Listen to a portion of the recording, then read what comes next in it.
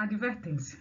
O material a seguir é uma videoaula apresentada pela servidora Núbia Michela Clementino da Silva como material de estudos do IFPE para fins de atividades remotas no período de pandemia do Covid-19. Seu uso, sua cópia e ou sua divulgação em parte ou no todo por quaisquer meios existentes somente poderá ser realizado mediante autorização expressa da servidora e do IFPE. Caso contrário, estarão sujeitos às penalidades legais vigentes.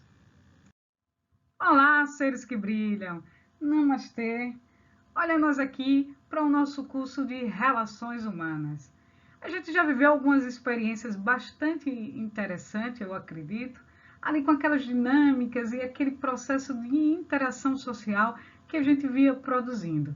Naquele primeiro momento do nosso curso, a ideia era que você tivesse contato com você, né? Esse autoconhecimento, esse eu que precisava ser desperto, mas também um eu que tentava interagir com o outro.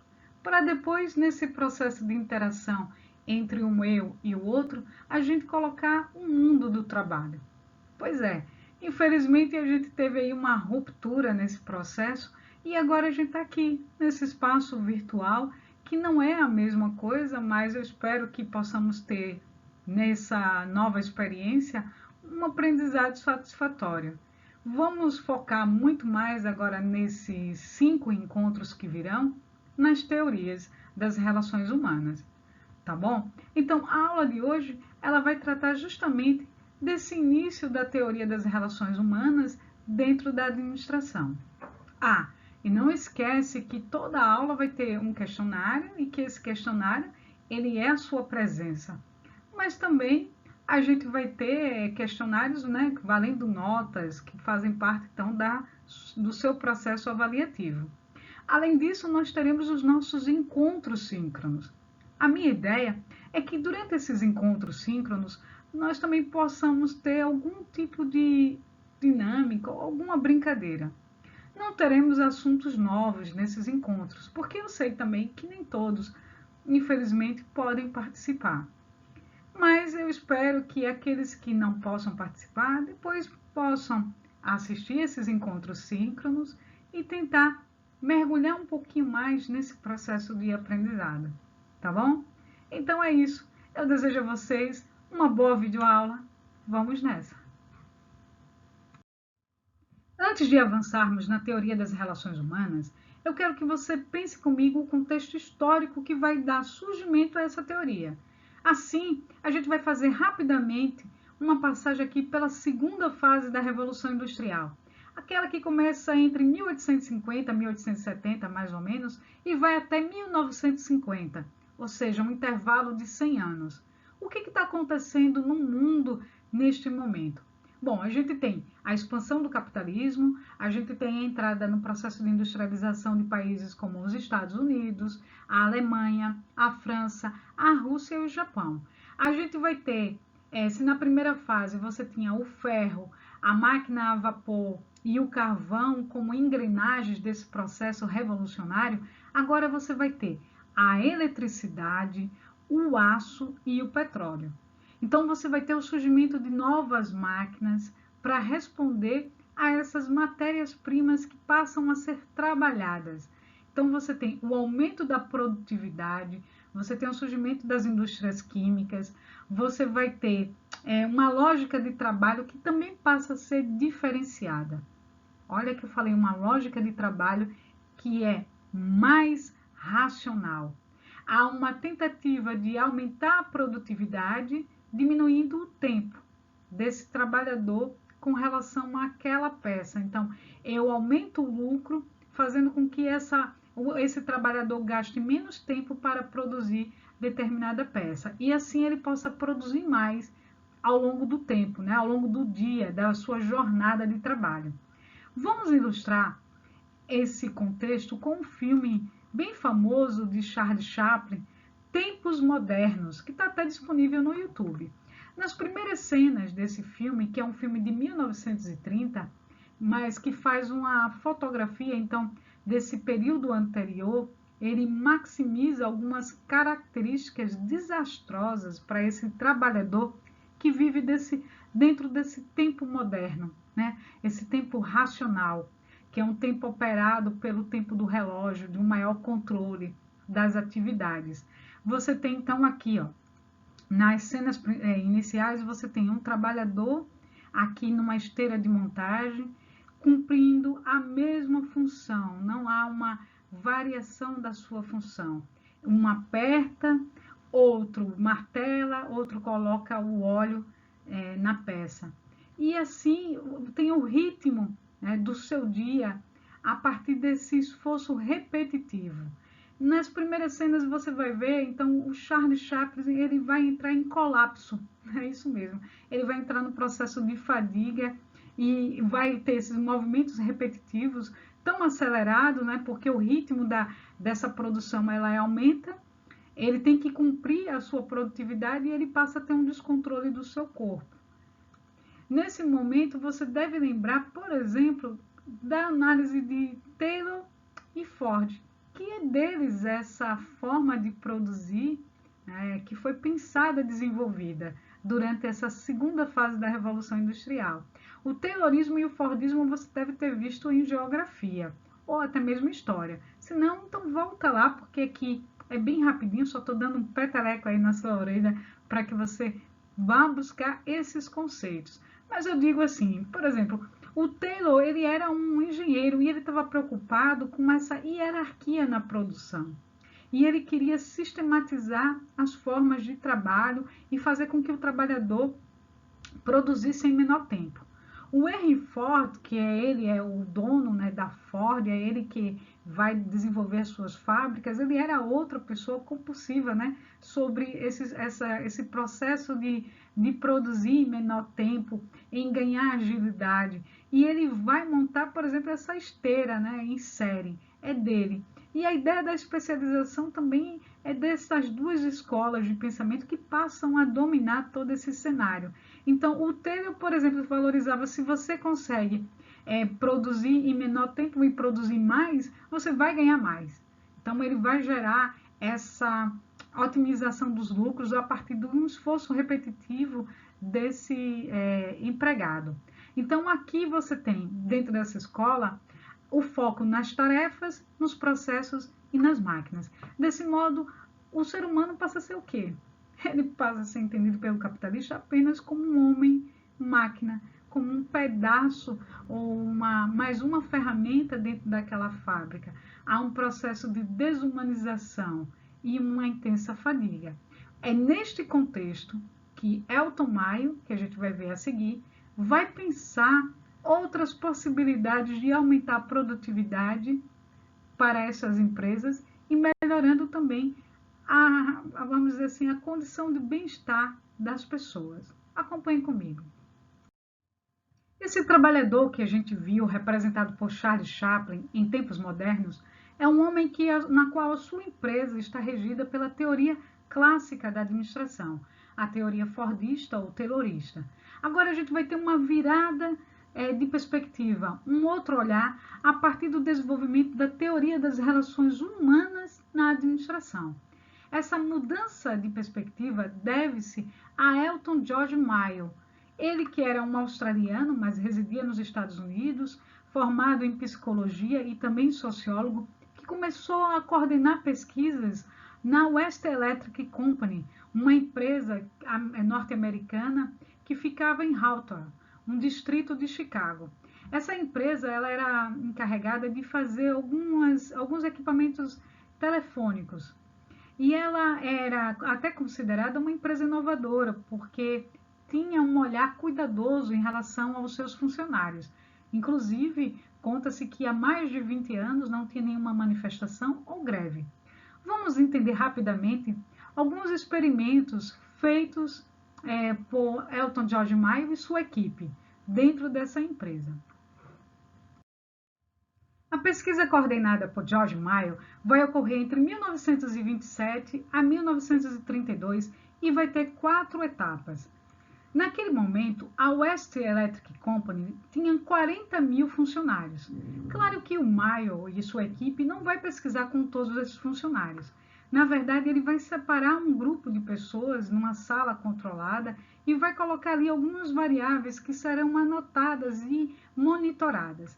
A exemplo, a gente tem aqui um grupo de mulheres que estavam numa sala experimento, elas não sabiam que estavam participando de nenhum experimento, e aqui uma das variáveis que o Maio queria observar era em relação à luminosidade.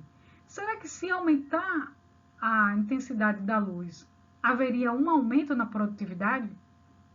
E se acontecer uma diminuição, a produtividade também cai? Essa é uma das questões levantadas por Maio. O que é que vocês acham? O que a equipe de Maio observou que naquele ambiente experimental é que, mesmo com a queda da iluminação, a produção não caiu. Ao contrário, a produção até aumentou. Então, a sua equipe concluiu que não eram os fatores climáticos do ambiente que interferiam na produtividade, mas que haviam outros fatores, os fatores de natureza psicológica que interferiam diretamente na produtividade daqueles funcionários. Eu já falei para vocês que a experiência em Haltner se dividiu em 4 fases. Agora eu vou explicá-las bem rapidinho, mas não fiquem preocupados ou preocupadas porque eu vou dar um material de apoio onde essas fases são melhor descritas. Agora acompanhem comigo apenas os pontos principais. Por exemplo, na primeira fase a gente já viu que os estudos se voltavam para a iluminação. Então o objetivo era conhecer o efeito da iluminação sobre o rendimento. Já na segunda fase, os estudos na sala de montagem de relés, o objetivo era verificar, sob condições monitoradas, quais os efeitos das pausas para descanso e da fadiga sobre a produtividade. A gente lembra que aquelas mulheres trabalhavam de maneira repetitiva, elas faziam a mesma coisa durante um dia inteiro.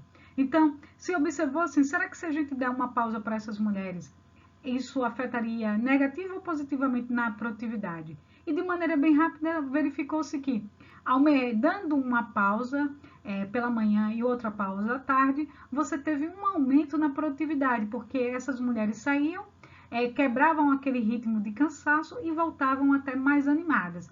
No entanto, quando se aumentou o número de pausas e intervalos, as mulheres começaram a reclamar, dizendo que aquele excesso de pausa possibilitava uma quebra do ritmo de trabalho, e isso era prejudicial. Já na terceira fase, a gente tem o programa de entrevista. Aqui tem um caráter mais subjetivo mesmo. Então, a ideia foi entrevistar mais de 2.000 empregados para saber as suas opiniões com respeito do trabalho e das condições de trabalho e até uma referência sobre a supervisão que eles recebiam. Já na quarta e última fase, você teve a sala de montagem de terminais. Lá, o objetivo era estudar com maior intensidade um mecanismo de processos de pequenos grupos, analisando a organização informal. O que os pesquisadores verificaram é que as pessoas acabam formando pequenos grupos de apoio e vão constituindo esses grupos informais dentro da organização. E quais as conclusões da experiência em Haltner? A primeira delas é que o nível de produção é resultado da integração social. Veja, os pesquisadores observaram que não era a capacidade física ou fisiológica do empregado que determinava o nível da produtividade, mas a sua forma de se encaixar às normas sociais e às expectativas que o envolvem. Assim, é a capacidade social do trabalhador que estabelece seu nível de competência e eficiência. Quanto mais integrado socialmente num grupo de trabalho, tanto maior a sua disposição de produzir. A segunda conclusão do experimento é esta, a de que o comportamento social dos empregados se apoia totalmente no grupo. Os trabalhadores, então, não reagem isoladamente como indivíduos, mas como membros do grupo. O grupo que define, por exemplo, a cota de produção, o grupo pune o indivíduo que sai das normas grupais. Esse é o exemplo daquele sujeito que produziu mais, por exemplo, do que os seus colegas. Então, a partir do momento que aquele indivíduo se destaca de uma forma positiva ou negativamente, ele interfere no grupo e o grupo acaba excluindo de determinados eventos. Então, os pesquisadores observaram a força que o grupo tem em relação ao indivíduo. Os pesquisadores também observaram como dentro da empresa se formam grupos informais e que esses grupos informais definem suas regras de comportamento, suas formas de recompensas, suas sanções, seus objetivos e que é uma escala de valores sociais, crenças e expectativas. E essa situação, ela decorre da interação das pessoas, dos relacionamentos que elas estabelecem e não propriamente da empresa. Então, a empresa passou a ser visualizada como uma organização social composta de diversos grupos sociais informais, e isso gerou o conceito de organização informal. Os pesquisadores chegaram à conclusão de que as relações humanas são as ações e atitudes desenvolvidas pelos contatos entre pessoas e grupos, e que os indivíduos dentro da organização participam de grupos sociais e mantém-se uma constante interação social, independente da organização. Outra conclusão se dava em relação à importância do conteúdo do cargo. Vou explicar. Mais os seus colaboradores, eles começaram a verificar, por exemplo, que a extrema especialização, algo que era defendido pela teoria clássica, não cria necessariamente a organização mais eficiente.